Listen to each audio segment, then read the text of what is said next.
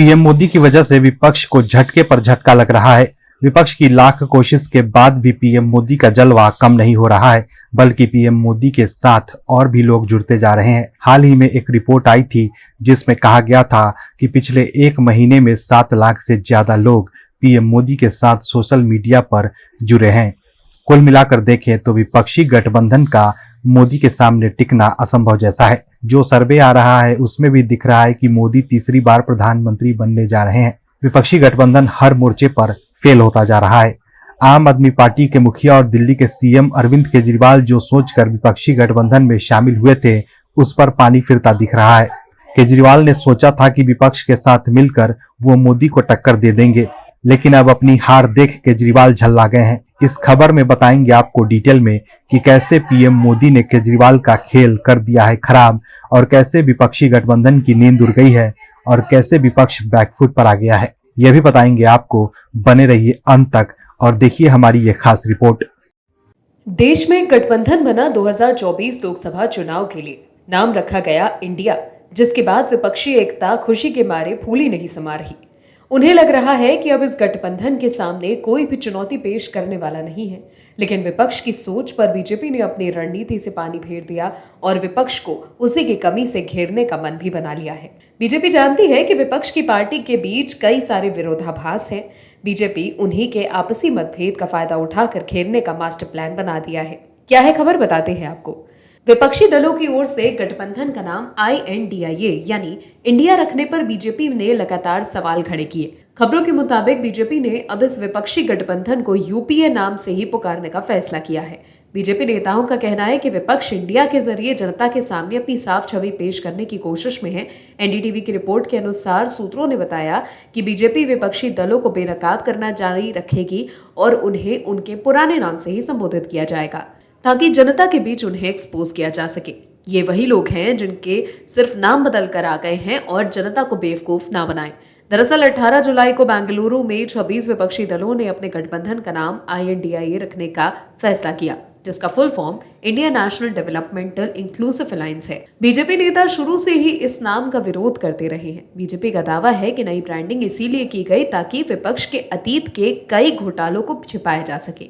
केंद्र में सत्ताधारी दल का कहना है कि वो इंडिया नाम का इस्तेमाल इसीलिए कर रहे हैं ताकि यूपीए की भ्रष्ट छवि सामने न आने पाए। प्रधानमंत्री नरेंद्र मोदी ने इंडिया नाम को लेकर विपक्षी दलों पर निशाना साधा था। उन्होंने कहा कि पहले भी इंडिया नाम के पीछे अपने पाप को छुपाने का प्रयास किया गया है। इंडिया नाम तो ईस्ट इंडिया कंपनी में था ही, लेकिन वहां इंडिया नाम अपनी भारत भक्ति दिखाने के लिए नहीं, बल्कि भारत को लूटने के इरादे से लगाया गया था। कांग्रेस के शासनकाल में सिमी यानी कि student Islamic movement of India बनाया गया, जिसने पाबंदी लगने के बाद अपना नाम बदलकर PFI कर लिया। नाम में इंडिया था, लेकिन मिशन इंडिया को आतंकवादी हमलों से बर्बाद करने का था। वहीं केंद्रीय गृह मंत्री अमित शाह ने कहा कि विपक्ष के गठबंधन का नाम बदलकर इंडिया करने से कुछ नहीं होगा। शाह ने कहा कि यूपीए सरकार के 10 साल में 12 लाख करोड़ रुपए का भ्रष्टाचार हुआ और अब गठबंधन का नाम बदलकर कोई फर्क नहीं पड़ेगा। उन्होंने कहा था कि जब कांग्रेस और उसके सहयोगी दल लोगों के पास वोट मांगने जाएंगे तो जनता को उनके भ्रष्टाचार याद आएंगे। यूपीए शासन को 2G स्पेक्ट्रम घोटाला, राष्ट्रमंडल खेल घोटाला और कोयला आवंटन घोटाले के लिए याद रखा जाएगा। पनडुब्बी घोटाला और इसरो घोटाला के अलावा हेलीकॉप्टर घोटाला भी हुआ है। तो देखा आपने कैसे विपक्षी गठबंधन को एक्सपोज करने का प्लान बीजेपी ने तैयार कर लिया है। मोदी के विरोध में आप इतना अंधे हो चुके थे कि उसने कांग्रेस का साथ लेने से भी परहेज नहीं किया। जिस कांग्रेस को केजरीवाल एंड कंपनी पानी पी पी कर कोसती थी, उसी केजरीवाल कंपनी ने कांग्रेस का गहना पहनना स्वीकार कर लिया, जिसके बाद केजरीवाल साहब की नैतिकता के ऊपर प्रश्न खड़े हो गए। लेकिन राजनीतिक रसातल पर भी जाने के बावजूद केजरीवाल राज्यसभा में मोदी को मात नहीं दे पाए। वहीं अपनी हार देखकर आम आदमी पार्टी नेता अभी से ही तिलमिला गए हैं। दिल्ली के अधिकारियों के ट्रांसफर और पोस्टिंग से जुड़े अध्यादेश की जगह लेने वाला विधेयक केंद्र सरकार ने लोकसभा में मंगलवार को पेश किया। इसे सरकार की ओर से केंद्रीय मंत्री नित्यानंद राय ने सदन में रखा। इसको लेकर के दिल्ली के मुख्यमंत्री केजरीवाल की आम आदमी पार्टी ने केंद्र सरकार पर निशाना साधते हुए कहा कि यह लोकतांत्रिक है। वहीं आम आदमी पार्टी के पुलिस सांसद संजय सिंह ने कहा कि वो और उनकी पार्टी 7 और अन्य विपक्षी दलों के पास राज्यसभा में पर्याप्त संख्या बल है, लिहाजा वो वहां से वो बिल पास नहीं होने देंगे। सिंह ने कहा कि ये बिल असंवैधानिक है क्योंकि इस बिल से दिल्ली में चुने हुए मुख्यमंत्री के अधिकार छीने जा रहे हैं। लेकिन बिल के सदन में पेश होने के साथ ही मोदी सरकार ने खेला कर दिया और केजरीवाल एंड कंपनी की हार लगभग तय है, क्योंकि नवीन पटनायक के बीचू जनता दल ने पीएम मोदी का समर्थन कर दिया है। केंद्र सरकार के विधेयक लोकसभा में पेश करने के बीच बीजेडी ने ये कहा कि वो इसके समर्थन में है। पार्टी ने साथ ही कहा कि विपक्षी गठबंधन Indian national developmental inclusive alliance यानी इंडिया की तरफ से लाए गए अविश्वास प्रस्ताव का वो विरोध करेगी। इस संबंध में लोकसभा और राज्यसभा के सांसदों को बीजेडी ने व्हिप जारी किया है और सदन में मौजूद रहने के लिए कहा है। वहीं वाईएसआर कांग्रेस भी केंद्र सरकार के समर्थन में है। ऐसे में मोदी सरकार के पास अब राज्यसभा में भी बहुमत हो गया है। ऐसे में अपनी हार देख आम आदमी पार्टी नेता अभी से ही तिलमिला गए हैं। जहां एक ओर विपक्ष इन कोशिशों में लगा है कि किसी भी तरह प्रधानमंत्री मोदी को रोका जाए, तो दूसरी तरफ विपक्षी एकता के भीष्म पितामह कहे जाने वाले शरद पवार ने पीएम मोदी के साथ मंच साझा किया। तो ये साफ संदेश दे दिया गया कि पवार के तर्कश में अभी कई तीर बाकी हैं। उन्हें विपक्ष हल्के में न ले और विपक्ष को उन्हें अपने पाले में रखना है तो उनके कहे मुताबिक ही चलना होगा।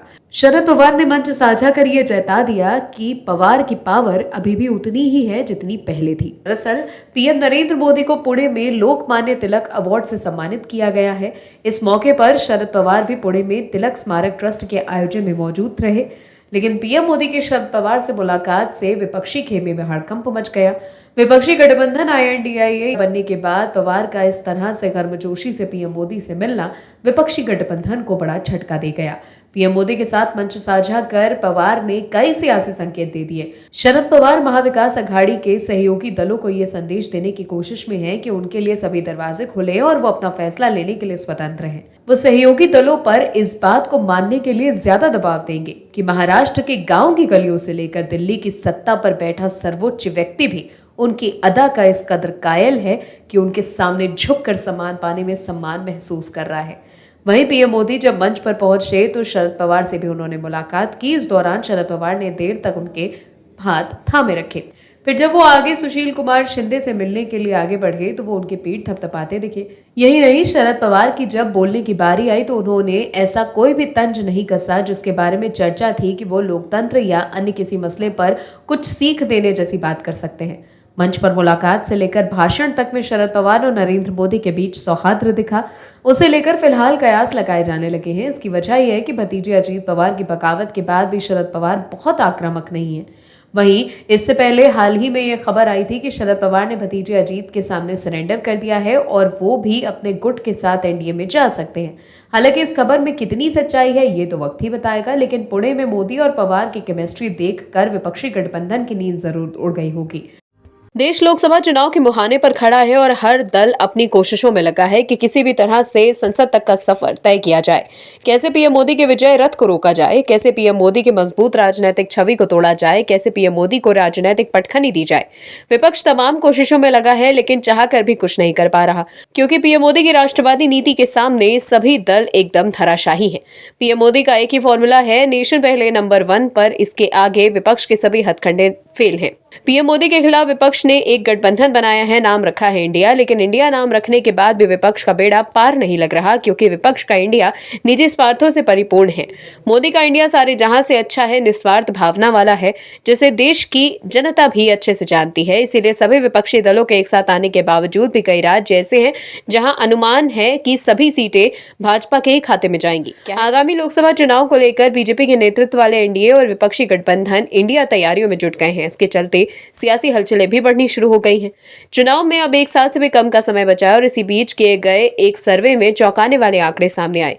इंडिया टीवी CNX पॉल ने देश भर की 543 लोकसभा सीटों पर ये सर्वे किया है और लोगों से उनकी राय पूछी है। सर्वे के जो आंकड़े सामने आए वो बेहद चौंकाने वाले हैं। आंकड़ों के मुताबिक 4 राज्य ऐसे हैं जहां विपक्षी गठबंधन इंडिया को एक भी सीट नहीं मिलेगी। वहीं मणिपुर को छोड़कर पूर्वोत्तर की 9 लोकसभा सीटों पर भी ये सर्वे किया गया है, जिन पर एक भी सीट में इंडिया को जीत मिलती नहीं दिख रही। गुजरात की 26 लोकसभा सीटों पर किए गए इस सर्वे में कहा गया है कि विपक्षी गठबंधन को एक भी सीट नहीं मिलेगी। वहीं एनडीए को सभी 26 सीटों पर जीत मिलती नजर आ रही है। आंध्र प्रदेश में 25 लोकसभा सीटें हैं, जिस पर किए गए सर्वे में देखा गया है कि विपक्षी गठबंधन इंडिया को एक भी सीट नहीं मिलेगी। वहीं एनडीए के पास भी राज्य में कोई सीट नहीं आएगी। सभी 26 सीटों पर अन्य दलों की जीत का दावा किया गया है।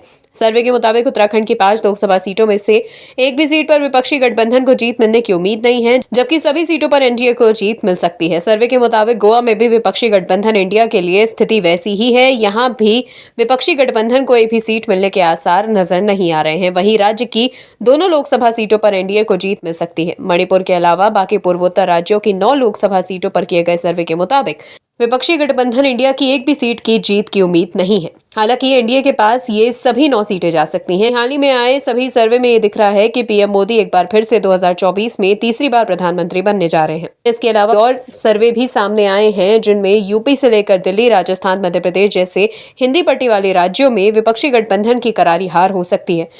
बीजेपी ने आम आदमी पार्टी पर निशाना साधते हुए सीएम मान पर बड़ा आरोप लगाया। बीजेपी हमेशा ये आरोप लगाती रही है कि सीएम मान और उनके गुरु केजरीवाल साहब यही तो करते आए हैं कि दूसरे के पैकेट पर अपना लेबल चिपकाते रहे हैं। केजरीवाल साहब ने जितनी ही योजना का शुभारंभ किया है, उसके होने का कहीं न कहीं प्रमाण जरूर मिला है। मुख्यमंत्री भगवंत मान की अध्यक्षता वाली पंजाब कैबिनेट द्वारा घर घर सस्ता राशन पहुंचाने और 500 नए डिपो को खोलने के फैसले को बीजेपी ने निम्न स्तर पर राजनीति से प्रेरित बताया। बीजेपी के राष्ट्रीय महासचिव तरुण चुग ने दावा किया कि ये फैसला केवल प्रधानमंत्री नरेंद्र मोदी की जन कल्याणकारी योजना से राजनीतिक लाभ लेने की है। उनका कहना है कि मुख्यमंत्री भगवंत मान ने 500 नए डिपो खोलने का फैसला लिया है, जबकि राज्य में पहले से ही डिपो की संख्या बहुत ज्यादा है। ये फैसला करके मुख्यमंत्री ने केवल अपनी पार्टी के कार्यकर्ताओं को डिपो धारकों में समायोजित करना है। सीएम मान पर निशाना साधते हुए बीजेपी नेता ने कहा कि केंद्र सरकार की योजना के तहत पंजाब में लगभग 1.43 करोड़ लोगों को मुफ्त अनाज मिल रहा है। मुख्यमंत्री मान घर घर सस्ता राशन योजना के जरिए इसमें अपना राजनीतिक लाभ ढूंढ रहे हैं, ताकि वो अपनी विफलताओं पर से लोगों का ध्यान हटा सकें। उन्होंने कहा कि मूल रूप से आम आदमी पार्टी सरकार का खेल अपने राजनीतिक कार्यकर्ताओं को डिपो धारकों के रूप में समायोजित करना था। तरुण चुग ने कहा कि आम आदमी पार्टी सरकार का राजनीतिक नाटक सिर्फ गरीब परिवारों को लाभ पहुंचाने के लिए मोदी सरकार द्वारा चलाई जा रही कल्याणकारी योजनाओं को भुनाने के लिए है। तरुण चुग ने आगे कहा कि भगवंत मान सरकार सभी मोर्चों पर बुरी तरह विफल रही है और मोदी सरकार की कल्याणकारी योजनाओं के आधार पर अपनी छवि बनाना चाहती है। वहीं विपक्षी गठबंधन बनने के बाद भी पंजाब कांग्रेस के नेता मान सरकार के खिलाफ मोर्चा खोले हुए हैं। कुल मिलाकर देखें तो सीएम मान बीजेपी के साथ साथ कांग्रेस के भी निशाने पर आ गए हैं।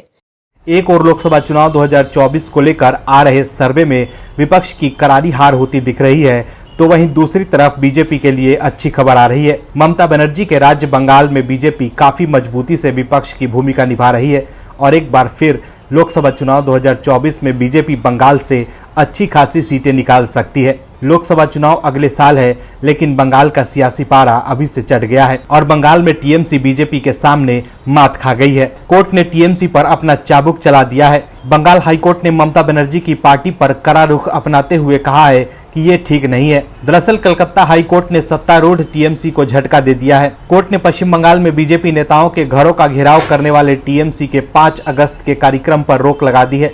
पश्चिम बंगाल में विधानसभा चुनाव में विपक्ष के नेता और याचिकाकर्ता शुभेंदु अधिकारी ने दावा किया कि टीएमसी के राष्ट्रीय महासचिव अभिषेक बैनर्जी ने टीएमसी की 21 जुलाई की रैली से घेराव का आह्वान किया।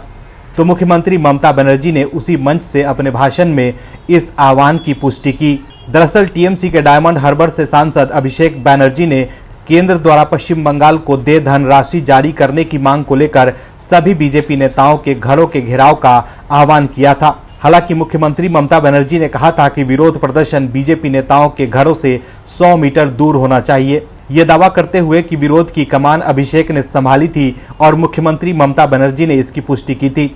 शुभेंदु ने आग्रह किया था कि किसी भी रैली को आयोजित करने की अनुमति नहीं दी जानी चाहिए। ऐसे में अब मुख्य न्यायाधीश की अध्यक्षता वाली खंडपीठ ने स्पष्ट निर्देश दिया है कि 5 अगस्त को कोई घेराव नहीं होगा।